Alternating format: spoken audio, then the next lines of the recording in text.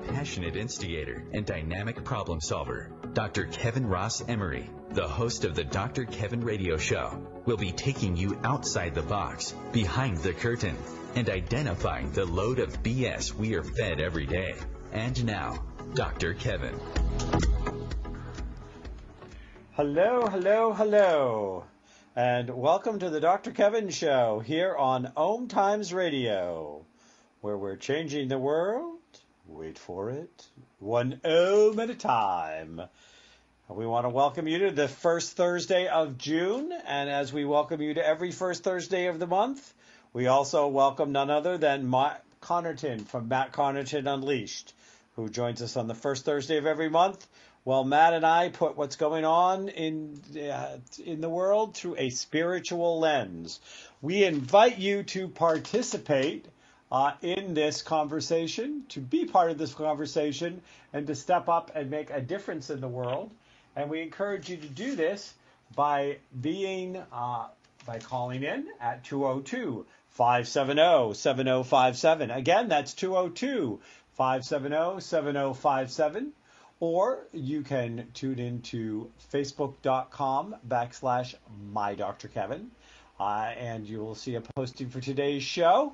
And you can then comment on what's going on and be part of that dialogue through posting on Facebook as well.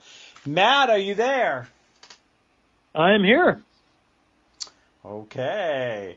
And so, Matt, how goes Matt Connarton? Now, you calling it Matt Connarton Unleashed in the afternoon, your drive time show now, or just Matt Connarton Unleashed still?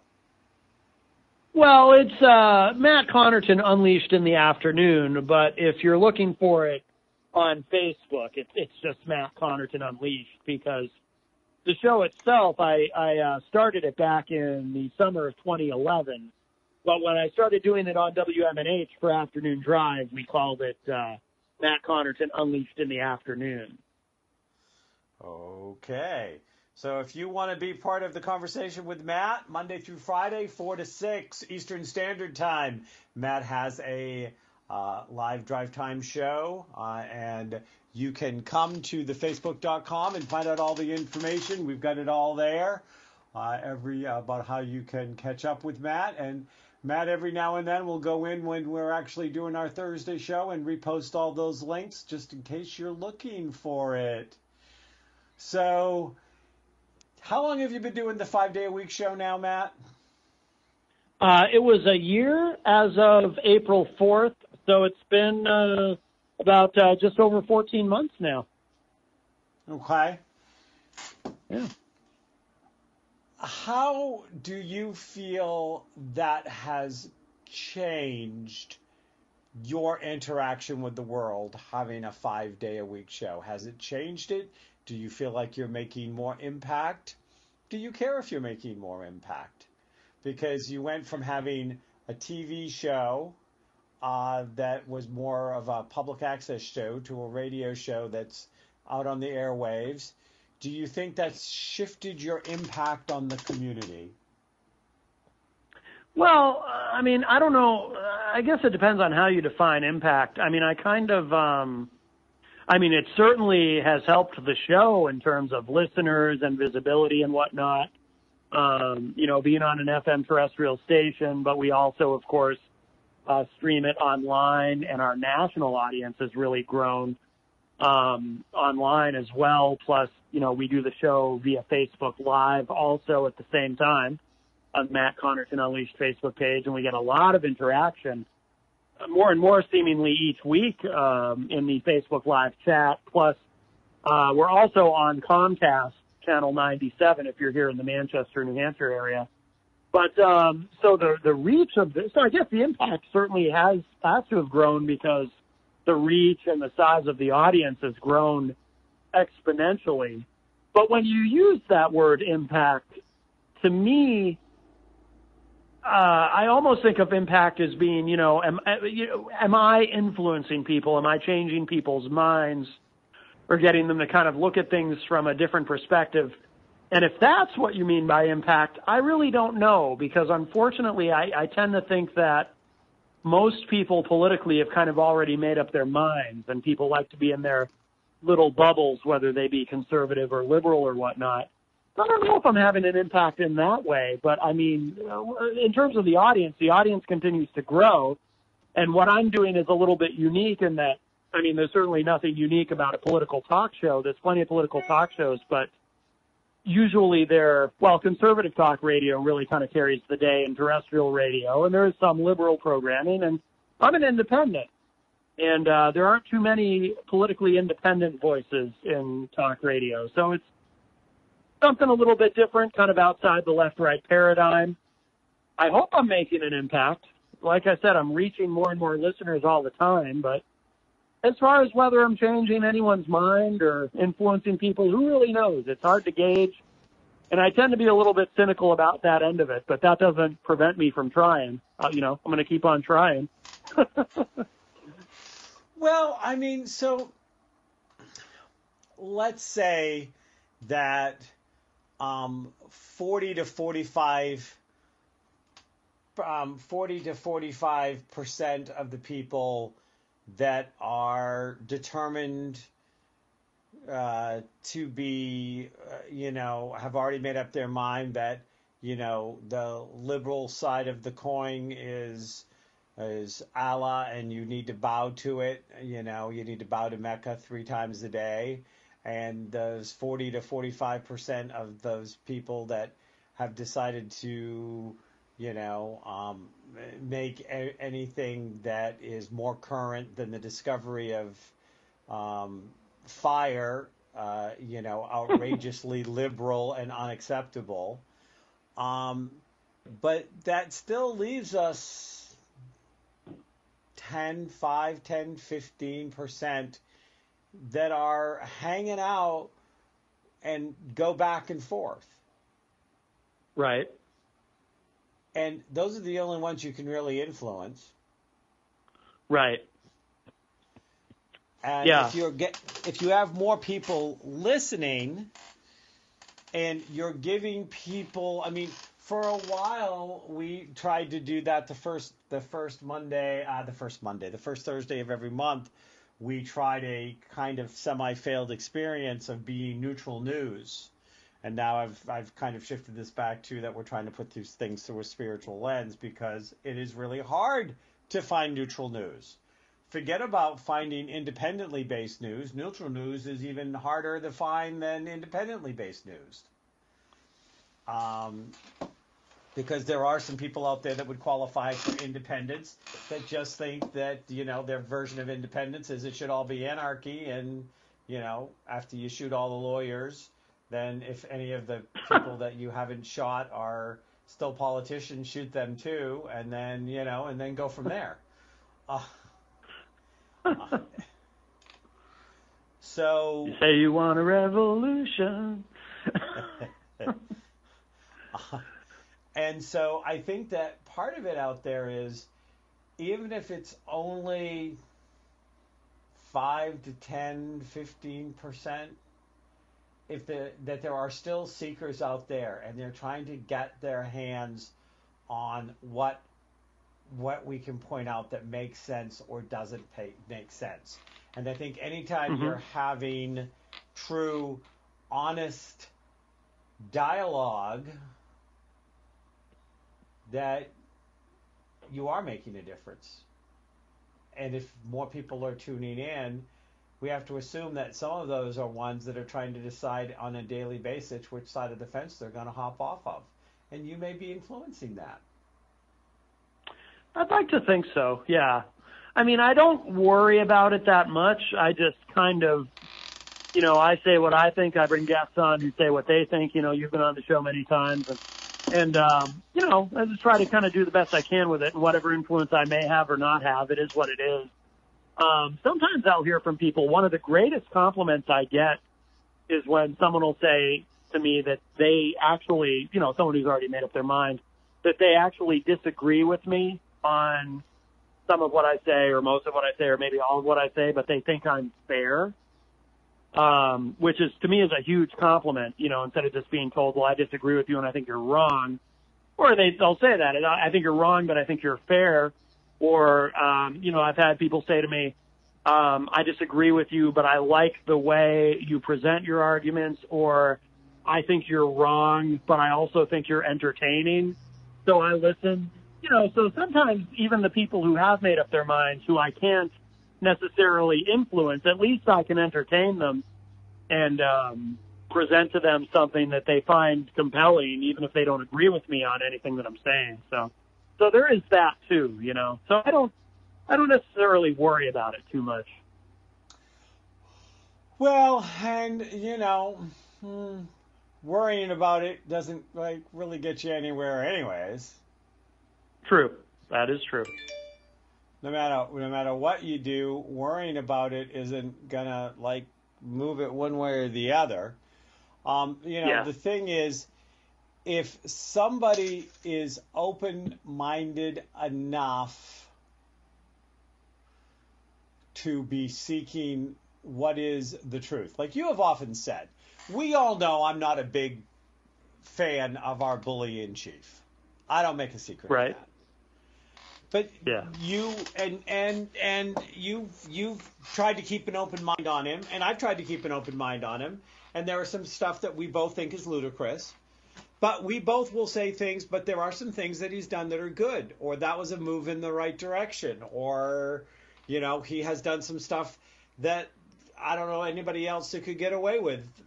In this political climate, with the amount of politicians who are so enamored of their, of their incoming wealth and through lobbyists and their obsession with their power, who would sell their own souls of their grandmothers to the devil if it could keep them in office. We've created a political climate where truly absurd things are happening that we never thought would happen in the United States. Mm-hmm. And they're not all bad things. I think that there was things that our bully in chief got away with that Obama never could have got away with. Bush, Clinton, none of them. I think we've just reached a higher level of ludicrousness in our government, the highest I think we've ever seen. Oh, yeah. This whole thing with the Philadelphia Eagles, for example, it just, he looks like such a buffoon. Oh, it's mind-boggling.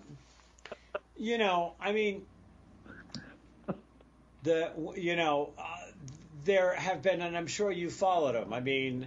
Recently there was one of the Fox News hosts took part one of Trump's Twitter tweets and completely decimated as basically falsehood after falsehood after falsehood. The guy, I've watched the clip 4 or 5 times because it's actually funny. I'm sure you know the one I'm talking about. Was it Shepard Smith on Fox? Yeah, the one where he was like, no, it's not spying, Mr. President. That's wrong. And yes, we know it was all a witch hunt, except for the fact that 3 people have pleaded guilty and the 4th one is on the way. Yeah, no, there's something there worth investigating, Mr. President. How often do you ever see Fox and Friends really go at him like that? But I think that how a high level now the governor of Texas has come back and said we have no idea where he got these numbers, that there were people that got rescued by the Coast Guard because they were out in a boat to watch Hurricane Harvey hit, and we don't know where he got these numbers. And if he'd like to illuminate us of where these numbers came, he talked about these stories, we'd love to hear them. I think he even invited him to go out on a boat with him next time there's a hurricane that hits Texas. I'm sure. Did you see that? No, I didn't. Yeah, that's all been unfolding today. He made another set of outrageous, things trying to make himself puffed up and look good. And, and here a good solid Republican governor of Texas just took him to task again, going, you're like just don't know what there's no truth in what you're talking about. Yeah, well, Trump just makes things up off the cuff, and including numbers and statistics. He just makes them up. Yeah. So the one thing I wanted to talk about, and this is one of the things that I appreciate about our conversations with you, because sometimes I can get riled up, and sometimes I can also get sucked into the drama of, everything that's going on in politics today, and I step away from my logical stuff. But one of the conversations I wanted to have on today's show was about the whole Roseanne Barr versus Samantha Bee. Mm-hmm. Should have Roseanne Barr been taken off the air for what she said? And if so, should Samantha Bee be allowed to stay on the air by what she said? I'm sure you know what I'm talking about. Of course, absolutely. So what are your thoughts? Start with Roseanne. Should Roseanne have lost her, and she retweeted, I saw somewhere, I think it was today or late yesterday, but I didn't send myself the thing. But after she apologized and groveled and then tried to get her show back and all that stuff, she retweeted the comment and even said something more additional in the last 24 hours against Valerie Jarrett that was racist. I don't know if you saw that. Oh, I didn't know that. I didn't see that. But as far as her losing her show, I mean, that was the only thing that could be done. Now, why do you say that was the only thing that could be done? Because let's face it, she had one of the best ratings on the TV station. She had a lot of people loyal to her, and a lot of people that were loyal to her agreed with her, with what she said. That's true. And it sounds like the incoming music, and we'll be right back.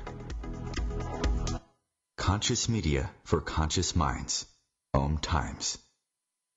Have you ever wondered how to change your love paradigm? The secret key is finding a love partnership, not just a regular connection. How do you find these? Through conscious relationships. Ascending Hearts Dating is a dating site for people like you that believes in second chances and a different type of spiritual connection. Try Ascending Hearts for free today at ascendinghearts.com and change your love paradigm. Ascending Hearts, the premier dating community for the spiritually awake. Tune in to The Practical Intuitive, Mind, Body, Spirit for the Real World with me, host Robin Fritz, Mondays at 2 p.m. Pacific, 5 Eastern. I'll cover personal and business intuition, animal communication, mediumship, space clearing, past life regression, shamanic insights, energy healing, soul choice, and more, all to help you tap your own intuitive and healing skills. No ifs, ands, or buts. Mother, Mother Ocean. Hi, I'm Jimmy Buffett. West Indian manatees are one of the most unique animals on Earth, and we're still finding out so many new things about them. But manatees are endangered, and many of them are killed or injured each year because of watercraft collisions or other human activities.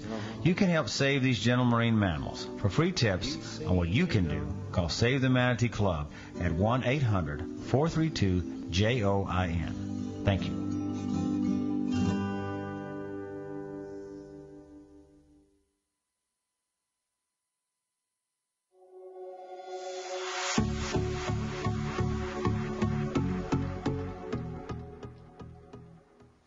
Hello, hello, hello, and welcome back to the Dr. Kevin Show here on OMTimes. It is the first Thursday of the month, so we are here with Matt Connarton from Matt Connarton Unleashed, who has a Monday through Friday politically based, independent perspective political show on 95.3 FM. Manchester's downtown radio station. For those of you who may be listening to another from another part of the country or the world, that's Manchester, New Hampshire, not Manchester, England. Just letting you know. And he is joining us right now, and we're kind of discussing some of the stuff going on in the political landscape and what does it mean and what can and should or should we not do about it. Matt, are you still there? I am here. Okay. So we were talking about Roseanne. Now you said that's all that they had no chance. We're talking about the whole Roseanne thing, and you said that there was no chance, there was no choice but to haul her off air. Why do you say that? Yeah, that's the only thing ABC could have done, because every single sponsor would have abandoned the show regardless, and there would have been immense public pressure for ABC to make that decision, which I think is why they made the decision as quickly as they did, because there was no other option. So, but, one of the things we said, one of the things, the points that I made was that there was a lot of the population there was people that were very strongly drawn to the Roseanne show who partially or may have fully agreed with what she was saying. But you still say that she had no chance. Yeah. Every sponsor would have walked away had they not canceled the show. So there was no getting around it. Okay. Now, what do you think about the Samantha Bee story? Oh, I thought there was a huge overreaction. I don't think there's anything wrong with what Samantha Bee did. She said what she said in the context of a comedy show. It's a comedic program about politics. Ivanka Trump is a public figure. She's part of the Trump administration. She's a political figure, and she was being lampooned and satirized and criticized rather harshly, but I don't think that there's anything wrong or offensive about it, and ultimately it's just a word. And I think the only reason there was so much outrage is, people, and Bill Maher talks about this all the time, people engage in a sort of mock outrage where they know that there's nothing to really be outraged about, but it's an excuse, it's an opportunity to score some cheap political points. So in the wake of the Roseanne firing, all of these Roseanne supporters and all of these conservatives, they had something to point to, because it's this whataboutism that everybody engages in now. They say, oh, you're upset about Roseanne? What about Samantha Bee? And in my view, there's nothing wrong with what Samantha Bee did. And I always cringe whenever I see a comedian having to apologize for something. I don't think humor should have rules. I don't think she should have to apologize for that. Now, and by the way, one might say, well, then why does Roseanne have to apologize, or why should she be sorry? Because what Roseanne did was not in the context of a show or a performance. It was just Roseanne tweeting something racist on Twitter. But I don't see anything wrong with what Samantha Bee did. And I found it painful to watch her apology. Okay, so anybody can use any language to describe somebody unless it's racist. Well, no, but I think it's not the language that matters. It's the context that matters. So if someone within the context of a comedy show, which is what Samantha Bee's show is, a show that is comedy and is political satire, within the context of that, yeah, she can say whatever she wants. I certainly don't find it offensive. Okay. Did you find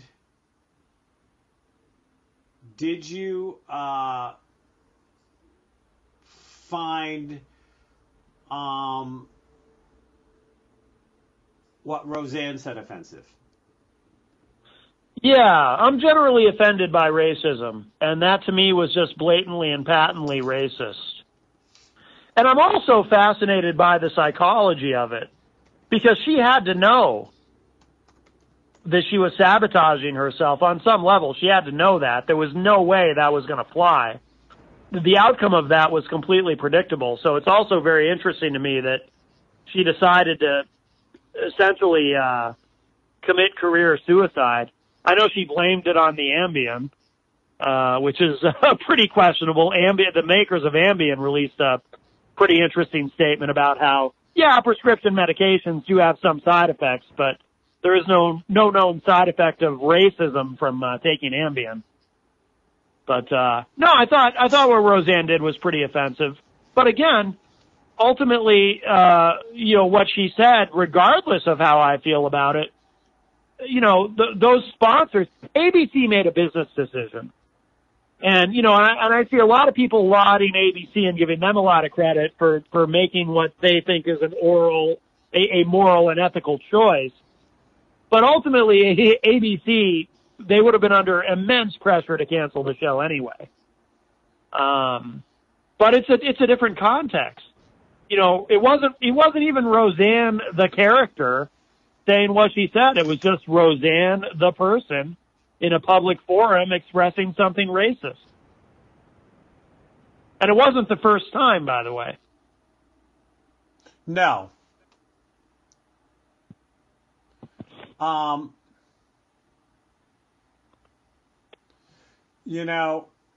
And it's what it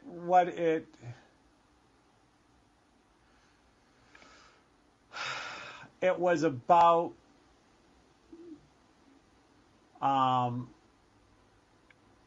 that it's a tough thing, Matt, because I've really struggled back and forth. I believe in freedom of speech, and people that are racist are have just as much right to freedom of speech as not. Right. And I may not agree with it. I don't agree with people that are homophobic and express it. Right. And I know that it's very hurtful and very painful, but it's that fine line for me of, I talk about our bully in chief, and I talk about bully Christianity, and I talk about religious nutcases that are trying to force their God on everyone else instead of, having a private, have your relationship and go sing Kumbaya and do whatever you want to do, but don't involve me and don't force it on me. And I don't get into a lot of profanity because that's not my style, but I certainly have been pretty outspoken about these things. And there are people that could say that, I'm Christian phobic or whatever. So I think it's such a fine. I mean, I get that sponsors were going to pull, that she made herself unmarketable, and that she made a bad choice. But also I agree, and I've read a lot of stuff about it, and more than one person that is more intimately involved in this than you and I will ever be with Roseanne and who she was and what her timeline was of all of this said exactly what you said. She was trying to self-sabotage herself. There was a part of her that hated being back on air, that she didn't want to do it. And then, and she's kind of gone back and forth, and she has identified herself as having a mental illness that would support this kind of behavior. Mm-hmm. So I think, though, I was just going to say, though, it's also important to point out, because, you were talking about free speech, and some people who are Roseanne supporters have been trying to say that her free speech has been impinged upon in some way, and it has not. At no point has her free speech been violated. She was completely free to say what she said on Twitter. She still is. She's free to express herself in whatever way she chooses. But freedom of speech doesn't mean freedom from consequences. I was telling somebody actually I was saying it on my show, but I was saying this to a caller. Freedom of speech doesn't mean that whatever you say will never have consequences. Freedom of speech doesn't mean that whatever you say, you still get to have a sitcom on ABC. Freedom of speech doesn't mean that whatever you say, no one who does business with you can ever be unhappy or disapproving or want to dissolve that business relationship because of what you said. She has freedom of speech. It hasn't been affected in any way. She can go on Twitter, because I don't think they've kicked her off. She can go stand on the street corner and yell something racist if she wants to. At no point has her freedom of speech been affected at all. Just her business relationships have been affected, and that's going to happen. But that's life. But her rights are in full force. Yeah, well, and, TV and movie stars sign. It's not uncommon. I'm not going to say that they all do, but definitely this is part of where Disney was coming from in what they did. They sign, they used to call them a morality contract, which says if something that comes out damages that can damage the reputation of the movie studio or the TV station or whatever, we can get rid of your contract. You're in contract violation. Right. It's not illegal for you to speak out. You can say whatever you want, but we've already told you, because a long time ago, Hollywood and, now television has figured out that there are a lot of negative ramifications for stars that come out and are too vocal about stuff. Mm-hmm. But there's been a lot of stuff. I mean, a lot of the stuff that's continued to go on or is going on with the whole Me Too movement of somebody makes an accusation against a star, and even before it's proven, they have lost their TV show or they've lost their special or they're being written out or replaced in a movie, and they haven't even been proven guilty yet. Right. And so I stay just a little wary, because we have a bully in chief who has brought witch hunts to an art form by him using them as a way to deflect. Mm-hmm. And he incites and encourages things that inflame and support violence and us and them mentalities, and turning each other against each other. I mean, if he's the master of something, it's the master of creating mayhem, which you and I have talked about. I think, and I know you don't disagree with me, that he creates mayhem sometime because he's pulling a fast one on the side, and you're so enamored by the mayhem that you're not watching what he's doing. We've had that conversation. Oh yeah. So, but I think that witch hunts, we've got to be careful. We've got to be. It's really. It's hard. I don't want to see a return to McCarthyism. I don't want to see a return to reverse McCarthyism.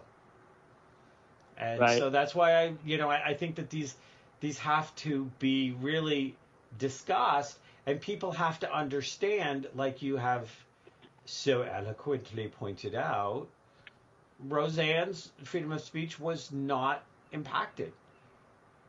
Right.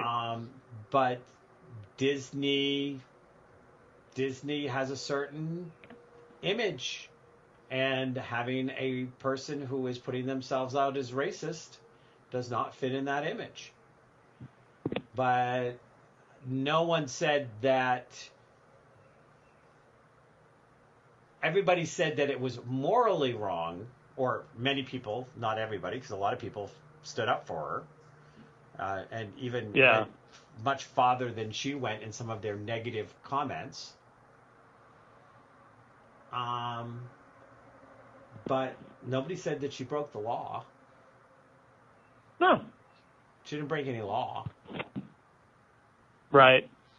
I feel badly for everyone who, people like Sarah Gilbert who, worked on the show, and because those people in situations like this often tend to be forgotten. All the people who are affected by one person's very poor judgment, it's really too bad. Or whether it was consciously or unconsciously, very self-sabotaging judgment. Right. And it's very interesting. There was something that Tom Arnold said, and of course you don't know because they didn't have the best of breakups. And, as her ex, but he said that when he first met her, that she taught him how to be more liberal and understanding, and that she's only become more like this and worse, worse as time has gone on. That this was not the woman that he met originally when he met her on the first Roseanne show. I saw that clip. I know the clip you're talking about. I think it was with Anderson Cooper? Excuse me. I'm sorry. Bless you. Yes, I did not hit the mute in time to keep that out.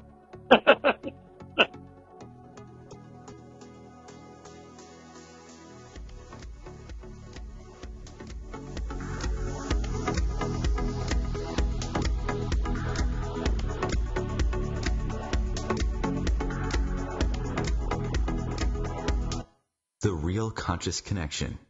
OMTimes Radio. IOM FM.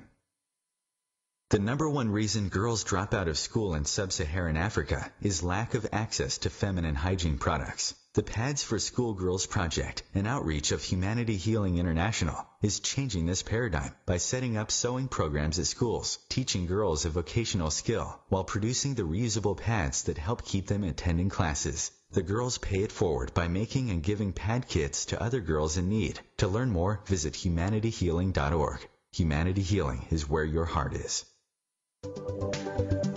Hi, I'm Kelly Fox, host and astrologer of The Astrology Show. Each week, I'll give you access to the current transits, which are a valuable tool that provide astrological information to help unlock the potential each of us has. Understanding the stars can help steer us in the right direction to make better informed choices.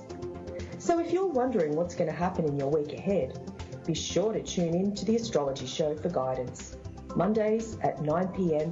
Eastern Time. This is why you work so hard to pay the mortgage. Because home is more than four walls and a roof. It's that porch swing on a summer evening. It's everybody over for Sunday dinner, and your family sleeping in their own beds at night. Making Home Affordable is a free government resource that can make paying the mortgage easier. Call 888-995-HOPE or visit makinghomeaffordable.gov. Good night, Mama. This is why. Brought to you by the U.S. Treasury, HUD, and the Ad Council.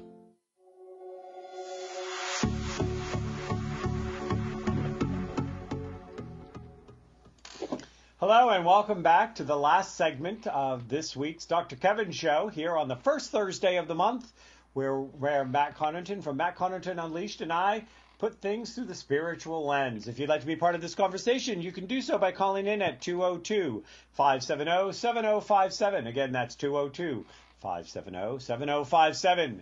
Or you can go to facebook.com and go on My Dr. Kevin.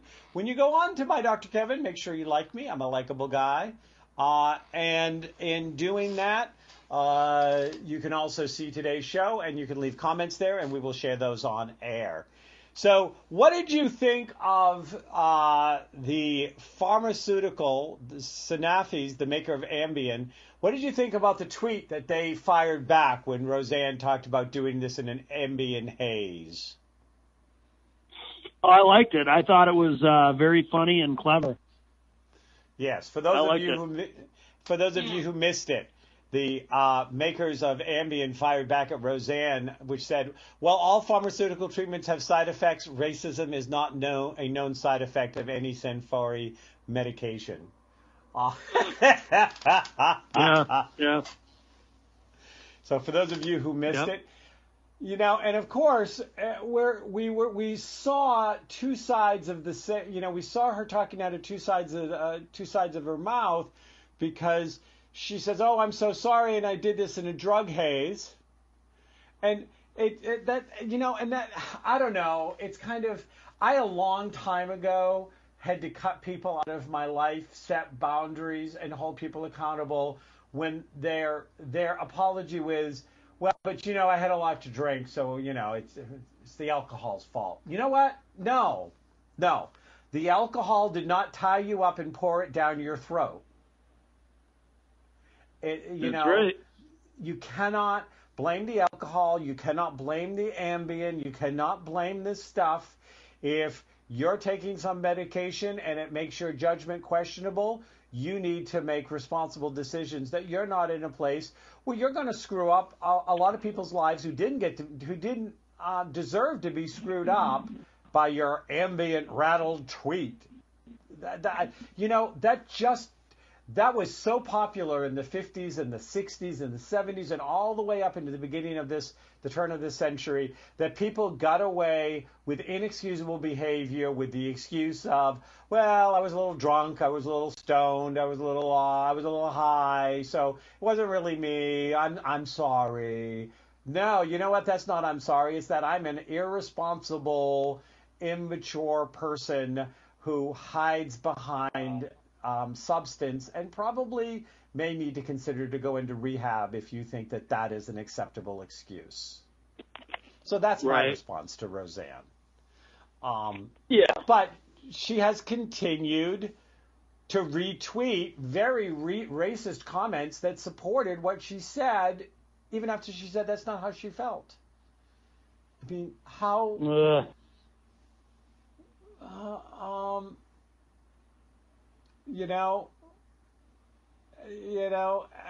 and when you retweet something, you're giving it your stamp of approval. Yeah, exactly. So she says, "Hey, I'm making restitution for the pain that I caused." She even said she's going to quit social media. Then she retweets the original one, and then she retweets something that says, somebody who said to her, "You didn't cause any pain. Those people always hated you. Valerie Jarrett wants Israelis and Jews chased into the sea, and she'll celebrate." And she retweeted that. Oh, she retweeted that? Yeah, she retweeted that. So she put it out. So she continued in a very bully in chief way, because he's famous for retweeting stuff, especially stuff that he's never checked up on.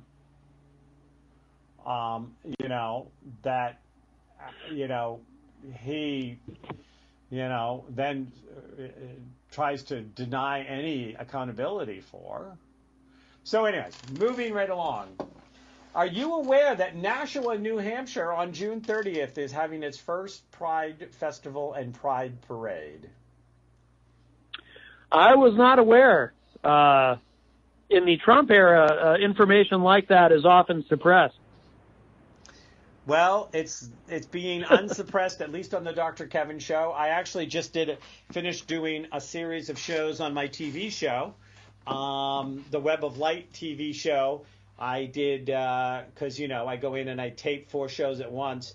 And every show started with what I found is as a gay supportive or great gay friendly quote. and I announced this. We did one whole show on Pride and the history of Stonewall, and some horrible things that have happened and horrible things that still continue to happen, and the hypocrisy of Christians who say it's okay to, put your child on the street, to deny them to do these things because you're gay and I'm a Christian, so you can't be in my house. I actually even found Bible quotes that said that, that they're worse than unbelievers by turning their own family out onto the streets. It's completely antithetical to any teachings of a loving Jesus. So Nashua, New Hampshire is going to have its first Pride Festival. Oh. Yeah. Very good. Yeah, the White House is ignoring Pride Month, which probably doesn't surprise anyone.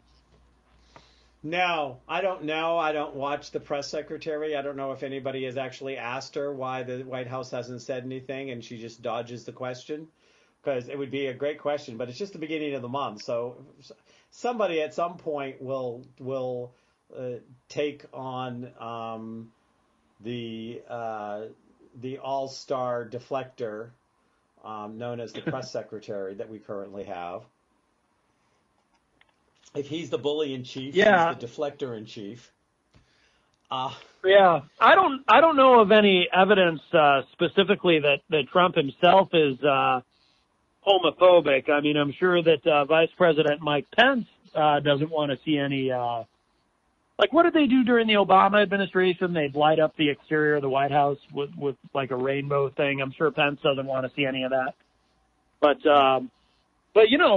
Trump's one of his mentors, Ray Cohn, was gay. So I don't think I've ever heard Trump say anything explicitly homophobic. Have you?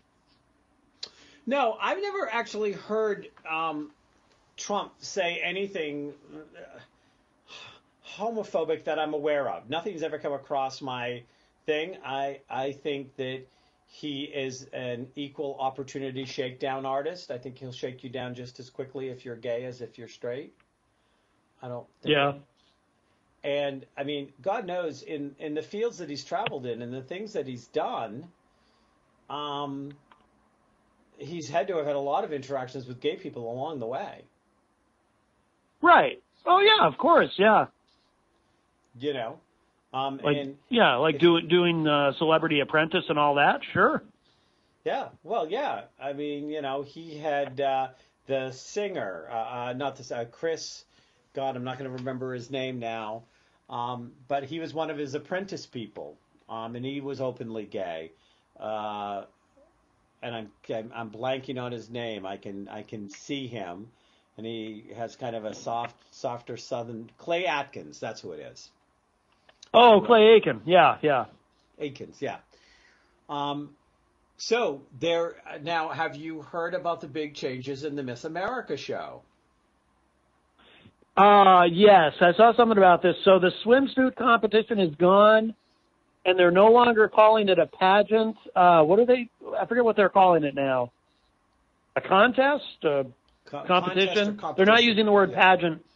Yeah, they're not using the word pageant anymore. Yep. And they, what I found interesting, so they've done away with the gown, the gown and the bathing suit. Yeah. Because that's all about putting, objectifying females. Right. Some of the value is how good they look in a gown or a bathing suit. What I thought was interesting was there was no real resistance or negative feedback from the Miss America organization about this change. But they also said that the bathing suit contest had become the least watched part of the pageant. Oh, interesting. And that they were getting fewer contestants. There were people who literally, when polled, there were young women that said that they would never do it because they refused to walk around in high heels and bathing suits. It felt degrading. Yeah. So yeah, I was just going to say, it's a long time coming. I'm actually surprised that, that we hadn't gotten there already in terms of this change. Now, do you think that will happen to the Miss Universe pageant? Do you, or do you think that now does Bully and Chief still own the Miss Universe pageant, or is that one of the things that he supposedly, supposedly, put on hold when he came into presidency? Yeah, I don't think he has anything to do with that now, but I can't say that for certain. But I do think that same change will happen. Yeah, I think this is the start of something. Because, like I said, I'm surprised that this didn't all happen sooner. These changes. So yes, I do think that this is only the beginning of that. So, now I had referred to the fact of I wanted us to be very careful about witch hunts these days. And I recently read something, and you may or may not have come across it, but do you remember that you had somebody came out somewhat earlier in the Me Too thing and accused George Takei of inappropriate behavior and getting him drunk or drugged up and having sex with him or something? Do you remember that? You know who George Takei is? Yes, of course, Mr. Sulu. Yes, I do remember that. Well, did you realize that recently the guy came out and admitted it was false, apologized? I didn't. George Takei actually forgave him, and it was one of those cases where now George stood up and said, that never happened. That never happened. I protest that. Didn't happen. Stood solidly on it, pushed back. The guy pushed a couple of times, and then the guy finally capitulated and admitted that he had made it up, that he had and as an act of desperation because of where he was in his life, tried to take advantage of the movement, and something that I guess the story, I can't remember the exact story, but him and this guy crossed paths. I don't think anything sexual ever actually did happen came out, but also that they crossed paths a couple of times, and a couple of times George actually tried to help him out when he was struggling. But, and so now here we go. Somebody comes out and says something. We find out it was completely false. It got a lot of press when it came out. Got almost no press when it turned out that it was a false accusation, which again is why I say we have to be very careful of witch hunts. Yes. Yeah, that is true. I mean, in the court of public opinion, very often it's guilty until proven innocent. And while I support the Me Too movement, there is a dark side, as there is to most things that are broadly positive in that. Some people are, will take this movement and abuse it. I know that accusations were made against Morgan Freeman that have been called into question about whether these folks making these accusations are legitimate. And so we do have to be a little bit careful about this. Absolutely. Yeah, I think that is, I think we're finding a fair amount of hysteria showing up on a lot of sides, where it's who can yell the loudest, who can make the accusation that's going to stand out the most, who's going to be able to throw the most dirt. Now, I just read something, and I'd like we've got a few more minutes, probably two, that is saying that Mitch McConnell is actually trying to, push the midterm elections back to the favor more of the Republicans by saying that the August session has been canceled because it will reflect better that the Republicans are really trying to get something done and try to work something. It will also give the Democrats less chance to fight in the more vulnerable states that they might lose to them if they're tied up and can't go and do stuff. Do you think that that's all hype, or do you think there's some truth to that? No, I think there's some truth. That? Okay. Oh, absolutely. No, I think it's true. I mean, Mitch McConnell, he knows what he's doing. This is not something that is unlike him. You know, he plays rough. He's a politician's politician. So, no, it doesn't surprise me at all, and I think it's for exactly the reasons that everyone is speculating. McConnell denies it, but honestly, he barely denies it. You know, the quotes that I read from him when asked about this, it's like he's denying it, but with a wink and a nod. You know what I mean? So I think it's pretty obvious to everybody what's really going on here. Do you think that this will succeed in derailing a better showing for Democrats? No, I don't. I think it'll backfire. I hear that closing music. Matt, as always, thank you for coming on. We look forward to having you on. Thank you. On the first Thursday of July, and I'm way overdue for coming for a visit your way, so we'll have to make that happen. You're welcome anytime. I know. You tell me that all the time. I'll get there. Bye. I know. Bye, everybody.